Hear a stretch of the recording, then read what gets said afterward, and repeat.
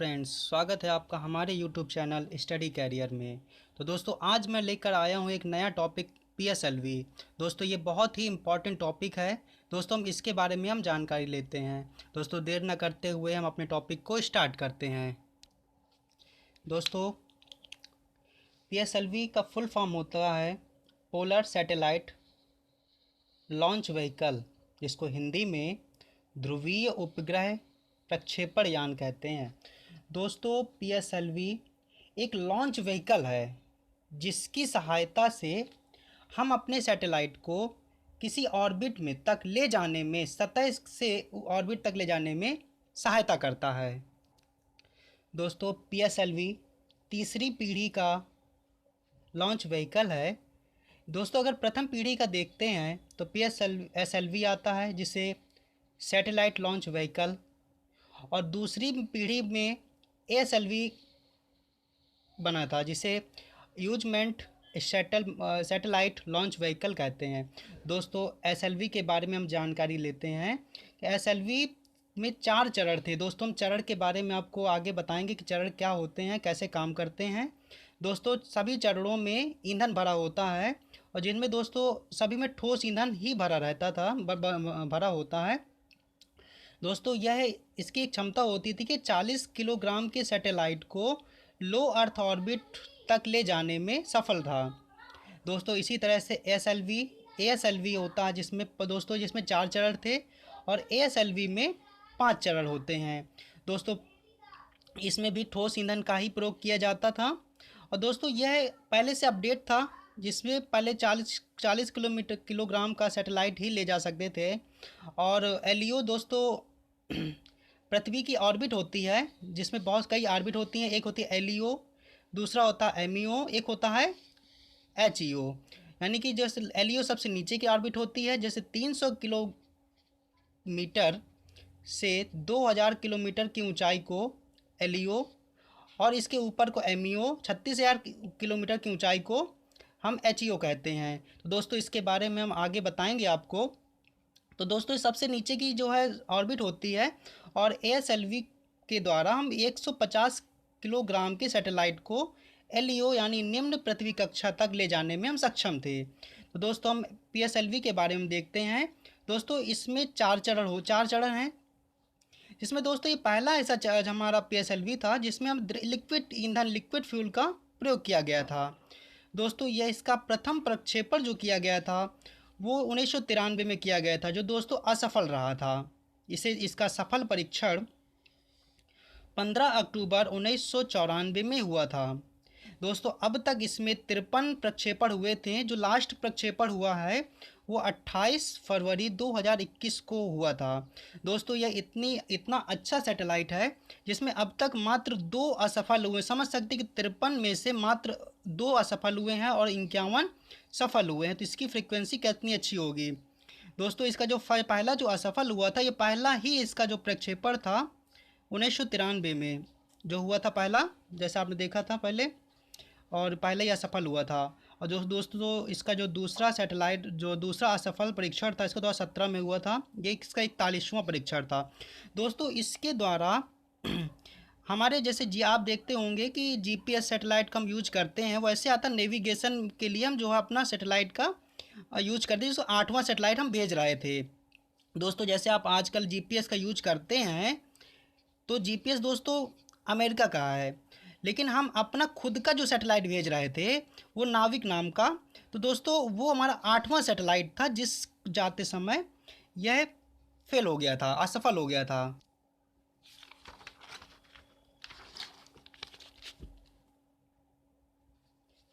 तो दोस्तों, पीएसएलवी के 2 महत्वपूर्ण जो इसके प्रक्षेपण थे, वो पीएसएलवी का एक चंद्रयान फर्स्ट मिशन था, जो बहुत ज़्यादा इम्पोर्टेंट है। 2008 में का 8 का मिशन हुआ था ये। और दूसरा एक मंगल मिशन था, जिसे आपने सुना होगा कि मॉम कहते हैं इसको, मार्स ऑर्बिट मिशन के नाम से इसको मॉम कहा जाता है। तो दोस्तों, हम पीएसएलवी के प्रकार के बारे में पढ़ेंगे। दोस्तों, अक्सर हम देखते हैं कि PSLV G, PSLV XL, PSLV QL, PSLV DL, PSLV CA। अक्सर आप जैसे कभी आप न्यूज़ में देखते होंगे तो लिख कर ऐसे आता है कि कौन से PSLV से किसी सैटेलाइट को लॉन्च किया गया है। तो दोस्तों इसको बताने से पहले मैं आपको कुछ दिखाना चाहता हूँ। तो दोस्तों जैसा कि आप ये देख रहे हैं, ये हमारा PSLV का रॉकेट है। और जैसे दोस्तों आप इधर देख रहे होते हैं कि ये हमारे लगे होते, ये जो इन जो है इसको बोलते हैं स्ट्रैप ऑन मोटर्स बोलते हैं, मोटर्स लगे होते हैं। दोस्तों मोटर्स की संख्या के अकॉर्डिंग जो है इसमें आप देखते हैं कि GXL QL DL और CA का इसका नाम दिया जाता है मोटर के अकॉर्डिंग। दोस्तों जैसे हमने इसमें हम पढ़ चुके हैं कि इसमें 4 चरण होते हैं। तो दोस्तों ये पहला चरण यहाँ तक होता है, ये यहाँ से लेकर के यहाँ तक पहला चरण होता है। दोस्तों ये दूसरा चरण होता है, ये तीसरा चरण होता है, और ये दोस्तों चौथा चरण होता है।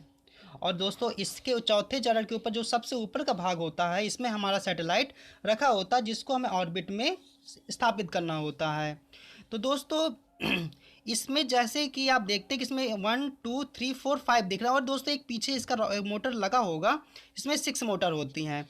दोस्तों ये जो 6 मोटर ही होती है इसी को हम जो है G और XL कहते हैं। और दोस्तों इन मोटर्स का नाम होता है स्ट्रैप्ड ऑन मोटर्स, इसको शॉर्ट में हम SOM भी कह देते हैं। तो दोस्तों इसकी संख्या के अकॉर्डिंग ही हम इनके नामों को डिफाइन करते हैं। तो दोस्तों जब से देखते हैं कि इसमें स्ट्रैप पहला आता है PSLV G, इसमें दोस्तों मोटर्स की संख्या 6 होती है। और दोस्तों XL आता है PSLV XL, तो दोस्तों इसमें भी मोटर्स की संख्या 6 ही होती है। बट दोस्तों इसमें एक डिफरेंस होता है कि जो G होता है तो G में 9 टन यानी कि 9,000 किलोग्राम के, और एक्सेल में 12,000 किलोग्राम के मोटर्स का यूज किया जाता है। इसी प्रकार दोस्तों जैसे क्यूएल लगा हुआ तो इसमें मोटर्स की संख्या 4, DL है तो मोटर्स की संख्या 2। दोस्तों CA आता है, इसे बोलते हैं कोर एलोन।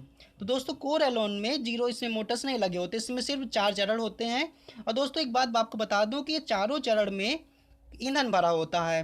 तो दोस्तों जैसे जैसे आप रॉकेट ऊपर जाता है तो दोस्तों इसका ईंधन खत्म होता जाता है। जैसे ईंधन किसी चरण का ईंधन खत्म होता है तो दोस्तों वो इसका वह चरण अलग हो जाता है, जिससे सैटेलाइट दूसरा चरण होता है वो स्टार्ट हो जाता है। तो धीरे धीरे करते दोस्तों यह चरण के द्वारा ये रॉकेट अपनी जगह पर स्थापित हो जाता है। दोस्तों PSLV के अगर हम फिजिकल इसके बारे में देखते हैं तो दोस्तों इसकी जो लंबाई होती है वो 44 मीटर की होती है। और दोस्तों ये अपने साथ अगर हम LEO यानी कि सबसे नीचे की जो कक्षा होती जो ऑर्बिट होता है उसमें एक 1.7 टन यानी कि 1700 किलोग्राम का जो सैटेलाइट हम ले जा सकते हैं, जो कि दोस्तों ये जो नीचे का ऑर्बिट होता है तो इसमें ज़्यादा ले जा सकते हैं।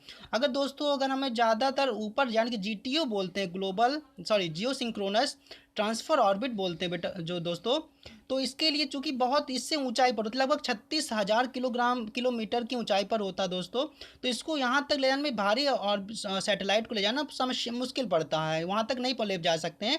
तो इसको दोस्तों 1.4 टन यानी कि 1,400 किलोग्राम के ऑर्बिट को ही ले जा सकते हैं, जबकि LEO तक ले जाना है तो हमको 1.7 टन का, और GTO तक ले जाने के लिए 1.4 टन का। तो दोस्तों GTO लगभग हमारा 36,000 किलोमीटर की ऊंचाई पर होता है। दोस्तों जैसा कि हमने आगे पढ़ चुके हैं कि PSLV के 4 चरण होते हैं, तो दोस्तों एक एक चरण के बारे में हम देखते हैं। दोस्तों प्रथम चरण जो होता है इसमें दोस्तों जैसे हमने बताया था आपको, फिर से एक बार देख लेते हैं कि दोस्तों इस प्रथम चरण में मोटर्स और ये जो पहला चरण ये होता है, ये दोनों सभी मिलकर के एक पहला चरण बनाते हैं। दोस्तों इनमें एक साथ ही जो है आग लगती है और एक साथ ये जो है एक साथ जलते हैं ये। तो दोस्तों इसे एक साथ जलते हैं तो एक साथ ही ख़त्म होते हैं, तो मतलब दोस्तों इसलिए इसको प्रथम चरण कहा जाता है।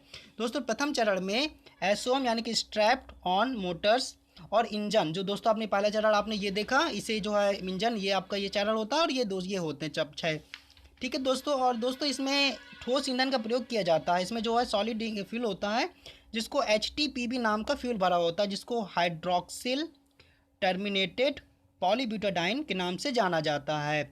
तो दोस्तों ये सॉलिड फ्यूल होता है, तो दोस्तों इसको जो है बूस्ट करने में यानी कि जो है रॉकेट को उठाने में हेल्प करता है।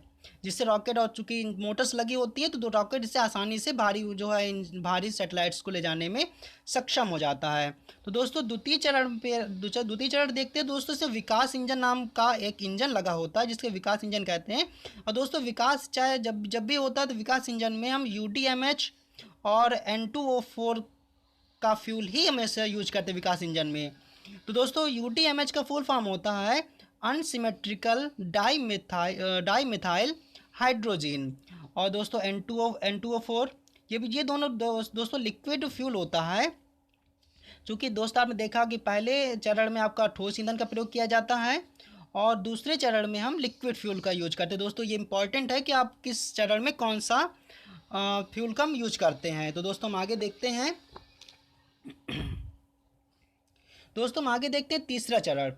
दोस्तों तीसरे चरण में फिर से वही आपका फ्यूल HTPB, जिसका ठोस ईंधन जिसमें जो पहले में यूज किया गया था वही दोस्तों तीसरे चरण में भी हम यूज करते हैं। दोस्तों वहाँ पर भी इसको जो बूस्टिंग के लिए इसका जरूरत पड़ती है। आगे देखते हैं दोस्तों चौथा चरण क्या होता है। चौथे चरण में दोस्तों ये सबसे ऊपर का उच्चतम चरण होता है जिसमें दोस्तों 2 इंजन लगे होते हैं।